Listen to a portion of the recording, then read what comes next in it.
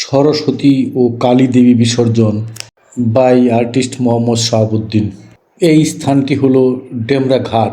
এখানেই বিসর্জন দিয়েছিল দুর্গা দেবীকে। সেই রেশ ধরে ডেমরার মানুষজন এখানেই দেবীদেরকে বিসর্জন দিতে নিয়ে আসে। ওদের টিমের একজনকে জিজ্ঞেস করলাম, কাকে কাকে নিয়ে আসছো এখানে, কোন কোন দেবীকে? বলল সরস্বতী আর কালী দেবীকে নিয়ে আসছি। কালী পূজাটা আগে হয়েছে, যার জন্য ওইটা রাখা ছিল মন্দিরে, এখন একসাথে বিসর্জন দিতে নিয়ে এসছি। কালী হলো অশুভনাশিনী আর সরস্বতী হলো বিদ্যা দেবী, জ্ঞানের দেবী। তাদেরকে তারা সম্মান করে, সবাই সকলেই সম্মান করে।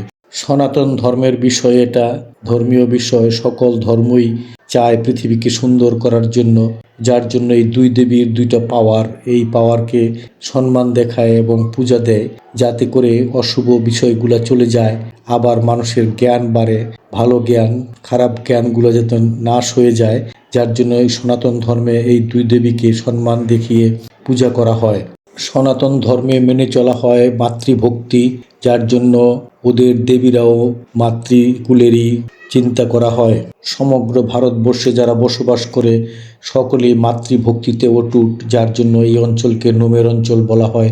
বারবার এই অঞ্চলে নোমের আন্ডারেই আপনার গভর্নমেন্ট তৈরি হয়, যেহেতু মাতৃভক্তি বেশি, যার জন্য মাদের সম্মান দেখাই নির্বাচিত করে মাদের। সনাতন ধর্ম যেহেতু পুরানো ধর্ম, এই কারণে দেখা গেল এখানে বিভিন্ন শক্তি, যে পাওয়ারগুলো আছে, এই শক্তিকে দেবী রূপে চিন্তা করে মাতৃ বা নারী রূপেই এখানে আনা হয়। নারীরাই হলো মা, যার জন্য দেবীদেরকে নারী রূপে চিন্তা করা হয়। এখানে দেবীদেরকে মৃৎশিল্পীরা তৈরি করে দেয়, অতি যত্নে সুন্দর মানবাকৃতির সুন্দর অবয়ব দিয়ে তৈরি করা হয় এবং একটা সময় আবার ভেনিশ করে দেওয়া হয়। মানুষের সাথে তুলনা করলে যা হয়, আধ্যাত্মিকতার বিষয়, যে মানুষ পৃথিবীতে আসলো, আবার একটা সময় চলে যাবে এবং তাকে ভেনিশিং পয়েন্টে দিয়ে দিতে হয়, অন্যথায় তার আত্মা এক জায়গায় আটকে থাকার সম্ভাবনা থাকে, পৃথিবীতে ঘোরাঘুরি করার সম্ভাবনা থাকে, ঠিক সৃষ্টিকর্তার কাছে গিয়ে পৌঁছায় না। এই দেবীদেরকে মানুষের অবয়ব দিয়ে মৃৎশিল্পীরা তৈরি করে দেয়, তারপর পূজা শেষে ঠিক একই রকম আবার একটাকে ভেনিশিং পয়েন্টে দিয়ে দেওয়া হয়। এটাই হলো নিয়ম, যার জন্য এই যে শীতলক্ষ্যা নদীতে নিয়ে আসছে, নদী পানি, এই পানিতে ফেলে দিলেই একটা ভেনিশিং পয়েন্টে চলে যাবে।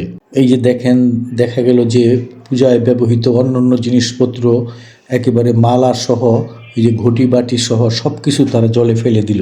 আমার দৃষ্টিতে এখানে আরেকটি জিনিস পরিলক্ষিত হলো, যে মায়া কাটিয়ে এত আদর করে পূজা করে তারপর এই দেবীদের মায়া ত্যাগ করে দিতে হবে। পৃথিবীটা আসলে এরকমই, অতিরিক্ত মায়ার বন্ধনে আটকে থাকা যাবে না। এখানে এক সময় সকলেরই চলে যেতে হবে এবং বেশি মায়া করলে তখন ঝামেলা হয়ে যায়, আর এই পৃথিবীতে আত্মা আটকে যায়।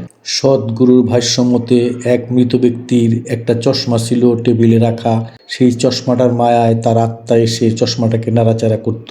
পরবর্তীতে সেই চশমাটাকে ভেনিশ করা হয়েছে, যার জন্য এই সব কিছুই ভেনিশে চলে যাবে এবং মায়ার বন্ধনে আবদ্ধ কিছুই রাখা যাবে না। মানুষের এই পৃথিবীতে কোনো কিছুই আমি করা যাবে না।